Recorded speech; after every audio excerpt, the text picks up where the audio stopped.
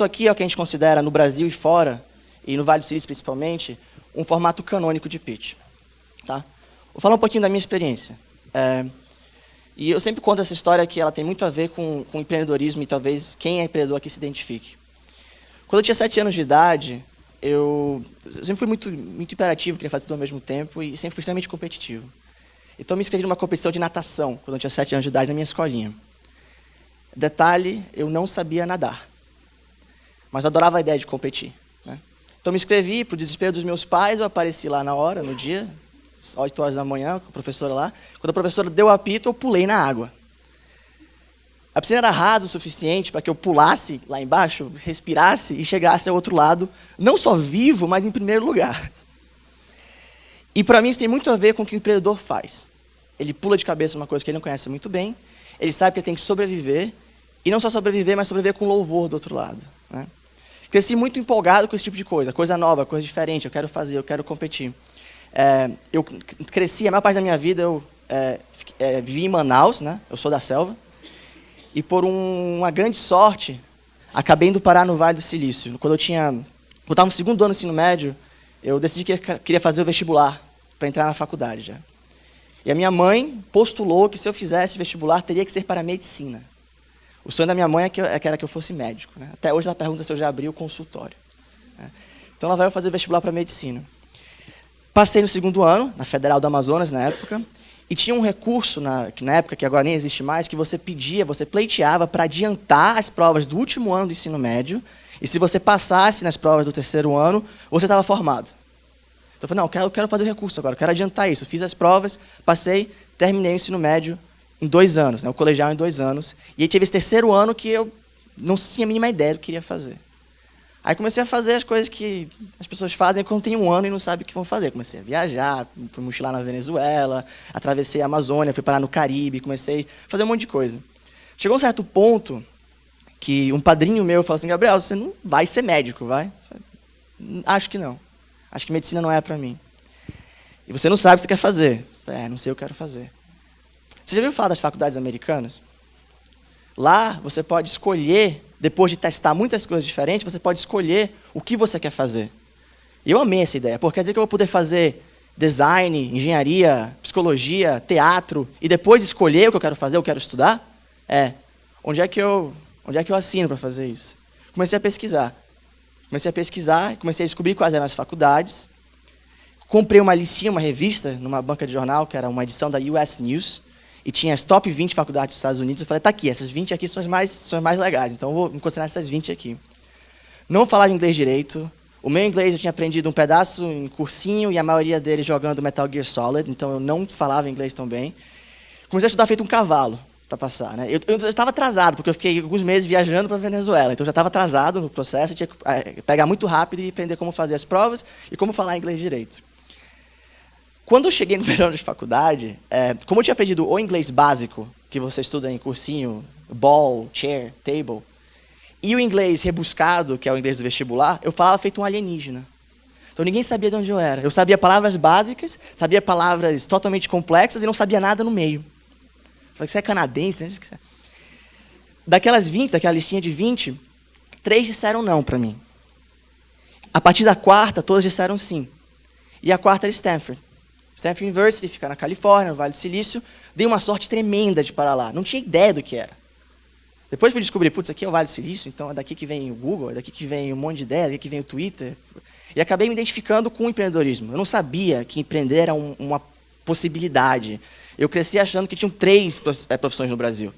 Médico, advogado e engenheiro.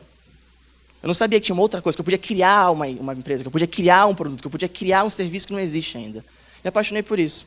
Chegando em Stanford, eu já sabia que a minha área de interesse acadêmico era economia comportamental. Que diabos é isso? Eu queria entender por que as pessoas tomam as decisões que elas tomam. Por que eu escolhi A e não escolhi B, por que eu escolhi B e não escolhi A, por que eu vim aqui nessa palestra, por que eu decidi fazer isso em vez de outra coisa que eu poderia fazer muito mais divertida. Queria entender comportamento. Então eu comecei a estudar economia. Porque para mim a economia era o estudo dos incentivos. Né? Pô, se eu entender economia, eu vou entender o mercado, vou prever as tendências, vou entender por que as pessoas estão se comportando de tal maneira. Mas a economia já começou errado para mim. Porque na primeira exalta o professor abriu o projetor lá, começou a apresentar e falou, olha, vamos estudar economia, isso aqui é modelo econômico, e nosso primeiro axioma é o seguinte, os seres humanos são racionais e otimizadores. Eu falei, ixi, os seres humanos são racionais? Somos parte racionais. Mas a grande maioria das decisões são heurísticas, são emocionais. É aquela coisa, né? Você vai lá escolher o vinho, né, na loja. Aí você olha os rótulos, olha as uvas, olha os preços, vê lá não sei o que tem de certo, não sei o quê. Aí você vê um vinho que tem uma capa com uma casa que lembra a casa do seu avô e você compra aquele negócio. Ou seja, decisão por impulso, decisão emocional. Então eu pensei, não basta só a economia. Eu preciso de uma outra coisa que explique emoção. Psicologia. Beleza, vou fazer economia e vou fazer psicologia. Na época eu não sabia, mas era essencialmente um currículo de economia comportamental, que é o estudo das decisões, o estudo do porquê as pessoas se comportam, como elas se comportam. Stanford, para mim, foi a minha alma mater, foi a instituição onde eu aprendi a maior parte do meu conteúdo intelectual. Eu acho que sempre vai ser a minha referência, é difícil de desplugar. E na faculdade, eu assumi o cargo de Community Manager. O que é isso? A faculdade tinha um sistema residencial bem interessante, onde os próprios alunos administravam os dormitórios, né? Você sabe, nos Estados Unidos o sistema é de dormitório, você mora na faculdade, você fica lá, a sua vida é aquele negócio. E a gente administrava as próprias casas, o que era muito bacana. Tinha o cara das finanças, tinha o cara da comida, tinha o cara dos eventos, né? E se o cara da finança não fizesse o negócio certo, e se o cara da comida não acertasse o trabalho dele, não tinha comida, não tinha dinheiro. Então a gente era responsável pelo bem-estar da casa, eu amei isso. Né? Community Manager, né, administrador da comunidade, foi provavelmente o trabalho que mais me ensinou como administrar uma empresa, porque tem muitas semelhanças.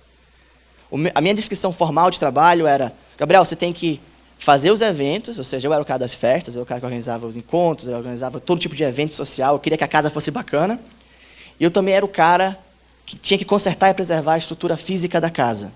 Ou seja, eu era o cara que quebrava a casa e depois consertava a casa. Quebrava a casa e depois consertava a casa. Esse era o meu trabalho.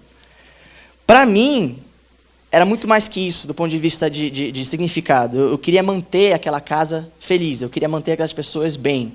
Né? A minha missão, apesar de não estar na descrição do trabalho, era eu quero que essa casa seja a melhor casa para morar na faculdade. E no final do ano ela foi eleita como a melhor casa para morar. Fiz mais de 100 eventos, organizei um monte de coisa, eu me interessava em saber a motivação de cada um, fazia pesquisa de satisfação com cada um dos moradores, ou seja, muito parecido com o que eu faço hoje na Ingress, que é manter todo mundo feliz, motivado e junto num objetivo, que na época era, cada um tinha que passar, tinha que terminar o seu currículo, e agora é a gente colocar um produto na rua. Num desses eventos que eu organizei, uma coisa deu muito errado. Foi ideia do nosso financeiro. A namorada dele estava viajando e ele estava se sentindo sozinho. E ele queria dançar com alguém. Ele falou isso outro dia para mim. Eu queria dançar com alguém, Biel. Tá bom, então ele fez, vamos fazer um baile gigante, vamos convidar 7 dormitórios, alugar uma casa lá em Palo Alto, perto da faculdade, e vamos fazer um baile interdormitórios. Legal, gostei. Ele organiza tudo, a gente prepara tudo, divide os custos entre todo mundo, né? Tudo dividido por 7 direitinho. Mas na véspera do evento, uma das casas, que já estava comprometida, inclusive com o contrato assinado, liga para a gente e fala, olha, erramos a conta, não temos dinheiro, não vou poder participar, desculpa aí. E eu lembro que na época o rombo era de $600, né? Que para a gente era a morte. Meu Deus do céu, vamos ser decapitados, onde é que a gente vai arranjar $600? Vamos morrer. Muito importante para a gente resolver isso. E tinha 2 coisas que a gente podia fazer que eram óbvias, né? Um era cobrar mais de todo mundo, que eu não achava justo, porque a gente já tinha combinado os preços. E o segundo era a gente cobrir com a diferença, o que não era possível para a gente. Aí a gente teve uma ideia. E se a gente vender ingresso para esse negócio?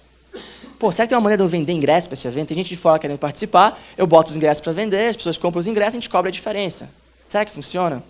Eu comecei a pensar, pô, talvez seja uma boa ideia, talvez seja uma coisa que funcione para o Brasil, talvez seja um negócio. E foi daí, essencialmente, que nasceu a Ingress, que é o que eu faço hoje. A Ingress me trouxe de volta para o Brasil por causa desse problema. Né? O que é a Ingress? A Ingress é uma plataforma que permite a organizadores de eventos vender os seus convites online e permite que as pessoas encontrem bons eventos. É isso que a gente faz. Com a Ingress, eu voltei para o Brasil.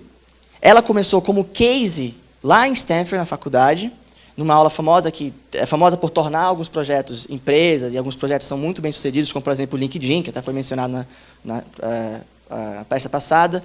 O Cosmin Gurney, que é o cara do LinkedIn, era o nosso mentor na aula, muita gente bacana envolvida.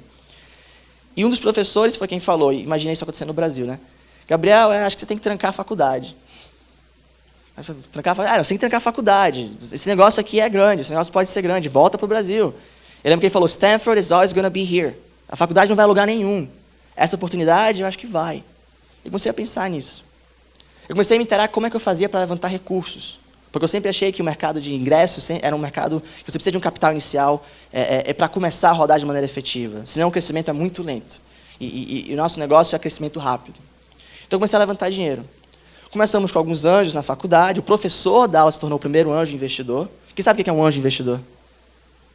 É um investidor pessoa física, é um cara com muito dinheiro, que quer entrar na empresa, não é um fundo, não é um cara institucional, mas quer colocar dinheiro na empresa e quer participar. Geralmente eles são pessoas que acreditam em você como empreendedor. O professor virou anjo investidor, comecei a captar dinheiro, comecei a falar com muita gente. Isso foi em janeiro. Em março eu tinha ofertado 3,5 milhões em investimento. Desses 3 milhões, recusei 1, levantei 2,5 e comecei a rodar o negócio. Nesse processo eu aprendi muita coisa. Muita coisa que eu queria compartilhar, que eu acho que pode ajudar quem está tentando financiar um projeto e está tentando encontrar investimento numa empresa. E nesse processo, a apresentação foi muito importante, né? E isso é o tema aqui da nossa conversa hoje. Eu tentei realmente colocar a essência de uma apresentação efetiva, de como chamar a atenção, de como se comunicar com o investidor. E se eu pudesse resumir tudo que eu vou falar agora nos próximos 15 minutos, é ABC. É ser ativo, ser breve e ser claro. ABC. Acho que isso é muito importante. Se você tratar um investidor como alguém que já viu muita coisa, ou seja, o que você vai apresentar não é novidade para ele, você acha que você tem a melhor ideia do mundo, mas ele já viu, tá? Segunda, ele não tem tempo. Se você tratar ele como alguém com pouquíssimo tempo, eles vão gostar muito mais de você. Não cria suspense, não cria clímax, seja ativo, você vai fazer, seja breve, ele não tem muito tempo, e seja claro, direto ao ponto, seja lúcido. ABC, isso é muito importante. Você vai conseguir, se você manter isso sempre em mente, você vai conseguir ter uma comunicação muito ativa, muito boa com investidores. Essa apresentação, diga-se de passagem, ela é focada numa apresentação que tem uma pessoa do lado, né? Se eu fosse mandar essa apresentação por e-mail, seria uma outra conversa também. Tem uma diferença grande entre a apresentação que se auto-apresenta e a apresentação que é feita para ser colocada com outra pessoa. Se a apresentação tem todos os dados nelas, o que diabo você está fazendo aqui?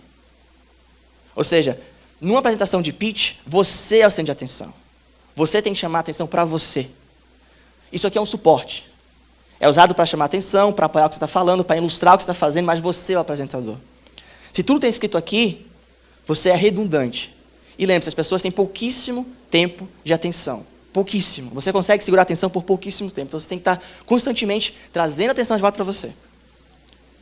E com investidores, você tem um concorrente terrível na atenção desses caras, chamado Android, iPhone ou BlackBerry. Terrível. Mas se acostuma porque ele não está indo embora tão cedo. Então, se você não se tornar mais relevante do que o celular dele, o que não é fácil, você vai perder a atenção desse cara. Então, eu vou passar pelos slides, tá? Lembrando, primeiro eu vou fazer um protótipo, um esqueleto, e depois eu vou passar sobre um exemplo concreto da gente, de um produto chamado Thai Society, que eu gosto muito, para que vocês vejam como cada um desses slides seria aplicado. Se vocês me pedirem depois, pode ser pelo Face, alguma coisa, eu mando para vocês essa apresentação, e vocês podem guardar esses slides e depois aplicar para uma outra coisa. Mas vamos lá. Geralmente a gente começa com o primeiro slide. Capa, nome da empresa e o que você faz. Muito simples. Aqui muita gente tem a reação de querer fazer um clímax, fazer um suspense. Pô, você tem uma ideia animal. Você quer fazer uma historinha e chegar lá, é um filme, tem uma introdução, um preâmbulo, né? Corta tudo isso aí. O investidor não quer saber da historinha toda, ele quer que você seja claro, diga o que você faz e fale isso rápido. Geralmente o pitch tem 6, 7 minutos. Você não precisa mais do que isso. Mais do que isso é uma conversa entre vocês, é um follow-up depois. 6, 7 minutos é o suficiente para apresentar quase qualquer coisa. Desde um produto de venda de ingressos até uma empresa que faz nave espacial. A StarTex tem 7 minutos para apresentar, que é uma empresa que literalmente constrói nave espacial. Nesse slide, geralmente eu falo uma coisa do tipo: oi, meu nome é Gabriel, sou o fundador da Ingresse. A Ingresse é uma plataforma de compra e venda de ingressos. Ponto. quem eu sou, o que eu faço, o que a gente é, e você pode colocar alguma coisa do tipo, estamos aqui com a intenção de levantar 2 milhões de reais. Sabe imediatamente o que é. Se tiver algum investidor da área de entretenimento ou de ingresso, ele vai começar a prestar atenção em você. Putz, esse cara é da minha área. Se você começar com, um dia eu estava na faculdade, fui organizar um evento, que era um baile, que tinha 7 pessoas, 7 casas, e o meu financeiro estava sem a namorada, porque ele queria dançar com alguém. Você perdeu 90% da plateia já. Ou seja, direto ao ponto, seja breve, seja claro, esse é o slide de capa. Depois disso, e esse eu gosto, ele não é tão direto, mas ele é muito usado e eu acho que ele funciona. É um slide com uma frase de efeito. E essa frase, geralmente, ela busca empatia da plateia. Por exemplo, quem conhece um produto chamado 1Password? 0. 1. 2, 3, 4 pessoas, ok. 1Password é um agregador de senhas. O que ele faz? Ele guarda todas as suas senhas para você, você decora uma única senha, e você pede dele a senha do que quer que seja. Me dá minha senha do Face, me dá minha senha do Gmail, me dá minha senha do cartão, me dá minha senha de X. E o 1Password, quando vai apresentar, ele começa com a seguinte frase. Oi, nós somos 1Password. Have you ever forgot a password? Você já esqueceu de uma senha? Tem gente fazendo assim com a cabeça. É isso que essa frase tem que fazer. Pô, todo mundo já esqueceu uma senha. Você começa a prestar atenção. Esse problema tem a ver comigo. Depois disso, geralmente vem o problema descrito de maneira clara. Hoje, nós temos uma série de softwares, cada um com uma senha diferente. É impossível eu decorar todas as minhas senhas. O meu banco me pede 3 senhas diferentes. A senha do caixa, a senha do banco, a senha, a senha quando é terça-feira e está chovendo, a senha quando é... Então, é impossível você decorar tudo isso. Então, eu preciso de uma coisa que resolva esse problema. Muitas vezes, eu acho que a gente erra aqui, porque a gente começa a vender a visão. E não é a visão que vai trazer mais interesse aqui. É o problema. Tem um cara famoso chamado Dave McClure, que é um dos maiores investidores que tem hoje no mundo. Acho que ele é 4º ou 5º no ranking. O Dave McClure fez o PayPal, e é um dos nossos investidores. Ele fala uma coisa muito bacana. Ele fala, nessa hora, é muito mais importante você falar do problema, da dor, do que da visão, do sonho. Muitas vezes a gente vê produtos apresentados com um discurso do tipo, imagine um mundo onde as pessoas nunca esquecem as suas senhas. Você fica tentando imaginar esse mundo. Mas se você falar assim, você já esqueceu uma senha? Na hora você lembra disso. Ou seja, dor é muito mais eficaz em trazer atenção do que sonho, do que um cenário hipotético. E os investidores adoram dor. Né? Eu vou falar por quê. Tem 2 tipos de solução. Né? Isso é bem business 101. Quem fez administração ou tem algum MBA, são as primeiras coisas que eles geralmente falam. Tem 2 tipos de produto. Geralmente isso é uma coisa bem Vale do Silício. Tem os produtos que são aspirina e os produtos que são vitamina. Quem já escutou isso? Algumas pessoas. O produto vitamina é um produto que, cara, é legal, mas se esse negócio deixar de existir daqui para amanhã, eu não vou morrer. Se o Instagram deixar de existir daqui para amanhã, vão ter algumas milhares de blogueiras hipsters bem tristes. Mas eu não vou morrer. Eu não vou me matar por causa disso. Agora, se de repente, daqui para amanhã, a aspirina para dor de cabeça, para enxaqueca, parar de existir, aí eu tenho um problema sério. Porque quando eu tenho enxaqueca, eu não consigo trabalhar, eu não consigo conversar com as pessoas direito, eu não consigo nem fazer meus e-mails direito, eu não consigo sair do quarto, eu não consigo nem ver luz. Isso é aspirina. É uma coisa que eu preciso para funcionar. Quando o produto é aspirina, você se mata para conseguir esse negócio. E aspirina não precisa ser medicamento. Né? Medicamento é um exemplo óbvio. Mas telecomunicação, por exemplo, é aspirina. Quem consegue ficar sem celular? Por isso que o atendimento de telecomunicação pode ser tão ruim. Judite. É por isso que a TIM está pouco se lixando. Eles sabem que você não vai deixar de usar. Então não vou usar mais telefonia. Eles sabem que você não vai fazer isso. Serviços bancários, serviços financeiros, telecomunicação, medicamentos, são todas aspirinas. Investidores adoram aspirinas. Porque você se mata para conseguir. Então essa aqui é a solução. Tem 2 tipos, aspirina e vitamina. Se for aspirina é melhor. Né? Depois da solução, geralmente vem a equipe. Né? A equipe é a justificativa do porquê você vai ser a pessoa que vai resolver esse problema. Né? Se você tem um serviço web, um produto web, ele é muito facilmente copiável, ele provavelmente já foi feito e provavelmente vai ser feito de novo por outra pessoa. Quem conhece a Rocket Internet? A Rocket é especializada em copiar produtos. É só o que eles fazem. Eles identificam um produto legal no mercado, copiam ele idêntico em outro mercado e ganham um monte de dinheiro com isso. Olha só, o Groupon está funcionando nos Estados Unidos, vamos fazer o GroupMe na Ásia. Crescem muito rápido, executam muito rápido, ficam tão grandes que o Groupon tem que comprar os caras e a Rocket fica rica. Só fazem isso. Estão fazendo Airbnb no Brasil, estão fazendo venda de imóveis no Brasil, fizeram o Pinterest, copiaram o Pinterest, chama Pinspace. Se você entrar é ridículo, é o mesmo site, é hilário, se você fizer lado a lado. Copiaram busca de médicos, consulta online, copiaram uma série de coisas. Eles são mais rápidos que você, eles são melhores em execução do que você, eles têm mais recursos do que você, e eles têm mais dinheiro que você. Se uma coisa que você aprende na internet é que tem gente por aí que tem dinheiro infinito. Acaba nunca, entendeu? Por exemplo, a Rocket. Por que a Rocket não vai copiar você no dia seguinte e acabar com o seu produto? A única resposta possível, geralmente, é: eles podem copiar meu produto, mas não podem copiar a minha equipe. A equipe, num estágio inicial, estamos falando aqui de empresa em estágio inicial, tá? Startups, né? A equipe é tudo. Copiar a receita igualzinha não garante que os produtos sejam um sucesso. Porque a equipe está por trás da execução. Inclusive, eu até acho engraçado quando as pessoas estão lançando um produto e não querem contar para os outros. Né? Eu tenho uma ideia, eu não posso te contar. Eu já tive gente que tentou pedir conselho sem me contar o que é. É incrível isso. Não, eu tenho uma ideia, vai revolucionar o e-commerce no Brasil. Tudo bem, cara. O que é? Não posso falar. Tá bom, mas eu quero uma opinião. Tá bom. O que é? Não posso contar. Vai ficar difícil de dar uma opinião se você me contar o que é, né? A gente tem muito medo de contar o que é porque tem medo de ser copiado. Você vai ser copiado. Quem é que já viu aquele cozinheiro, eu sempre esqueço o nome dele, da GNT, aquele cara, que ele tem livro... Olivier? Esse cara. Esse cara, vocês já repararam que ele vende livro de receita dos pratos dele? Então, quer dizer que se você comprar o livro do James Oliver, né? Jamie Oliver, se você comprar o livro do Jamie Oliver e seguir os passos exatamente, você vai cozinhar tão bem quanto o Jamie Oliver? Não. Porque só ele sabe, na hora de regular a quantidade de sal e o que tem, se tem um dia que está, o que combina com o quê, e depois ele inventa alguma coisa. Isso é diferente da equipe. Isso é o poder da equipe. Só ele consegue tunar o produto para que fique daquele jeito. Ele pode, inclusive, vender receitas, livros de receitas. O Juca não está mentindo naquele livro, ele está dizendo como ele faz.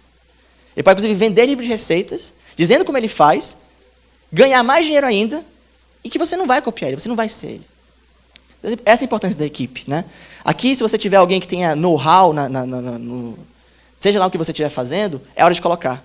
Se o ex-diretor de finanças do Itaú estiver na equipe e você estiver fazendo um produto de finanças, coloca isso aqui. Porque isso é o know-how da equipe. Depois da equipe, geralmente vem tração, ou seja, números. O que você já fez? Poucas coisas são tão importantes quanto o número para o investidor. É assim que você tem a atenção das pessoas. Muita gente pergunta às vezes, como é que eu consigo interesse de fulano? Como é que eu consigo um bom programador? Como é que eu consigo chamar a atenção de um investidor? Cara, é número. O que chama a gente é sucesso. O que chama a gente é número, é faturamento, é engajamento, é usuário. É alguma coisa que mostra assim, olha, estamos rodando, estamos funcionando, somos relevantes. Ah, mas eu preciso de programadores e de recursos. Não precisa. Para ter número, você precisa de pouquíssima coisa, principalmente com a quantidade de ferramentas gratuitas na internet que você tem hoje em dia, para começar a se comunicar com as pessoas. Um exemplo, rápido, porque a gente tem pouco tempo. Um amigo meu fez um produto chamado Kite Engine. O que é isso? Ele anda de kitesurfing, né, que é aquela coisa que você tem numa prancha e fica numa pipa e está tentando se matar. E ele notou que para cada condição de temperatura e vento, ele tinha que comprar uma pipa diferente. Aí ele pensou assim, cara, e se eu fizesse uma pipa com velcro ou zíper, não sei como ele fez exatamente, mas que eu pudesse moldar a pipa e fosse uma só para todos os tipos de ambiente. Pô, a ideia é legal. Ele não era engenheiro aerodinâmico, ele não sabia nada disso. Ele era um cara que andava e tinha uma necessidade. Como é que ele fez? Ele fez um blog no WordPress, tá? Ele sabia desenhar, então ele fez um projeto lá, ficou bonito, ele fez um protótipo. Falou, essa é a pipa, essa é a engine, ela é uma pipa moldável, é isso que a gente faz. E começou a ligar para as pessoas. Para lojas de surf que vendem pranchas, que vendem aparelho de esportes radicais. Olha, tem uma prancha moldável.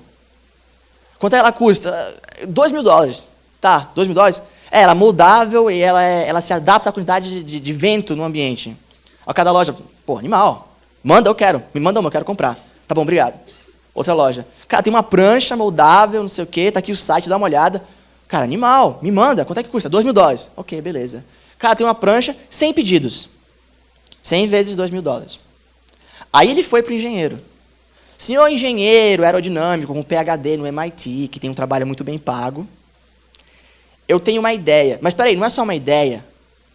Eu tenho já em receita $200.000. Se a gente construir esse negócio, a gente vende já 100 dessas, na hora. Aí agora o cara com PhD em hidrodinâmica tem uma razão para falar com você. Muito diferente de você falar, cara, eu tenho uma ideia.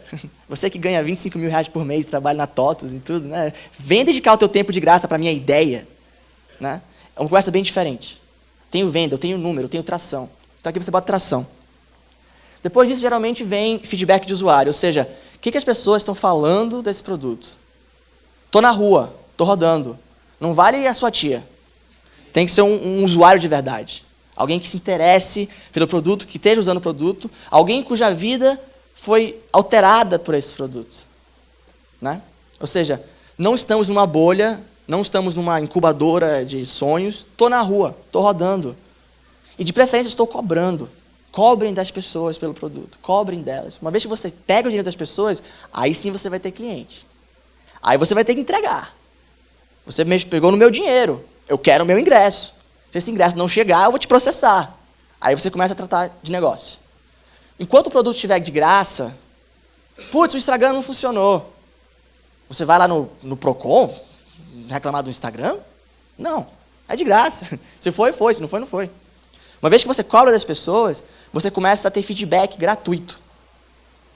Começa a ter relação com os consumidores. Eu acho isso muito importante. Tem muita gente que não quer cobrar. Eu sou muito a favor de cobrar. Esse slide, eu acho que os investidores não vão prestar tanta atenção, mas ele sempre está incluso, que é o slide de mídia. Né? Ou seja, o que os veículos de mídia estão falando sobre nós? Né? De preferência, são veículos da área. Ou seja, se eu estou lançando um produto de moda, eu quero aqui colocar uma reportagem da Glamour, da Vogue. Se eu estiver falando um produto financeiro, eu quero aqui o Financial Times, eu quero aqui o Valor. Ou seja, produtos que têm know-how. Agora, qualquer investidor com experiência, ou até um empreendedor que já levantou capital, já fez lançamento, já fez relações com a mídia, sabe que, em muitos casos, o que a mídia está falando não tem nenhum nexo. Então, esse slide ele é um pouco, eu acho ele fraco, por causa disso. Muitas vezes a agência não pesquisou direito, o jornalista não fez a pesquisa, ele está falando o que você disse para ele. Então, você acha cada coisa na mídia, às vezes, que é totalmente não valida quase nada. Com exceção de alguns veículos reconhecidos, geralmente eles são pagos, geralmente têm assinaturas, geralmente são muito específicos. Financial Times, por exemplo. E no final, tem o ask, né? Ou seja, isso é mais comum nos Estados Unidos do que aqui, mas no final fala assim, olha, eu quero tanto, eu quero $500 mil, e se você tiver já parte dessa quantia já em caixa, você fala, e desse $500 mil eu já tenho 50%. Você fala isso por quê? Porque isso te dá credibilidade. Você tem gente já que está investindo em você. É muito diferente de falar, eu quero $1 milhão e ninguém ainda acreditou em mim. Né? E bota, pelo amor de Deus, o contato. Eu vi tantas vezes o cara esquecer de botar o contato na apresentação. Ou seja, o investidor está sentado, ele viu 3 ou 4 apresentações, ele está com pressa, a mulher dele liga que o estrogonofe está esfriando, ele vai embora, nunca mais te acha, você nunca mais fala com ele e você perdeu por causa do contato. Inclusive, bota o contato em todos os slides, se possível. Porque aí vai começar a relação com ele. Ele vai te mandar um e-mail. Não é você chegando nele, enchendo o saco dele, é ele que viu, gostou e está chegando até você. Isso muda completamente a conversa. Vou dar um exemplo prático disso. De uma empresa chamada Thai Society, que é de uma turma que eu gosto muito de Washington, D.C., que fez um produto de aluguel de gravatas. E o Tie Society aplica praticamente o modelo inteiro que eu mostrei aqui, com algumas pequenas variações. Mas vocês vão ver como cada slide é usado na prática. O Zach, né, que é o apresentador, o pitcher, né, geralmente cada equipe tem um cara que é o apresentador oficial, que é o pitcher, começa falando: oi, meu nome é Zach, nós somos o Tie Society. Aí ele usa uma metáfora que funciona muito bem nos Estados Unidos e não tão bem no Brasil. Ele fala: nós somos Netflix para gravatas. Como Netflix não é tão usado no Brasil, não funciona tão bem. No Brasil, ele teria que explicar exatamente o que é. Nós somos um serviço de assinatura para gravatas, ou seja, você paga uma mensalidade fixa todo mês, e aí vai pedindo gravata, e vai escolhendo e vai devolvendo. Esse é o Tie Society. Aí ele começa com aquela frase de efeito. Lembra? Frase de efeito, empatia do público. 75% dos americanos acreditam que quem se veste melhor tem mais sucesso no trabalho. Dificilmente alguém fala: não, eu acho que eu tenho que me vestir mal para ir bem no trabalho. Então, geralmente não tem essa reação. Isso aqui é uma frase que tem empatia de quase todo mundo. Aí ele faz um pouquinho diferente aí. Ele conecta essa frase com a próxima frase que vai levar até o produto dele. Ou seja, ele tem duas frases de efeito. Aí ele fala: não só as pessoas acham que se vestir melhor traz mais sucesso no trabalho, como a gravata é o acessório essencial do homem. Ou seja, a gravata é o que distingue um cara bem vestido de um cara muito bem vestido. De novo, uma coisa com que pouquíssimas pessoas iam discordar. Aí ele vai para o problema, né? Como que são suas gravatas hoje? Você provavelmente tem algumas, se você não trabalha de gravata, você tem algumas gravatas que você comprou em lugares diferentes, algumas são caras, outras são muito baratas, são todas amassadas, você usa uma a cada 3 meses, e você tem uma que custou o olho da cara, mas a sua camisa não combina com ela, então você nunca usa ela, e esse é o seu armário. Ou seja, suas gravatas estão, se tiver algum banqueiro aqui, suas gravatas estão depreciando no seu armário. Né? Solução, o que a Tie Society faz?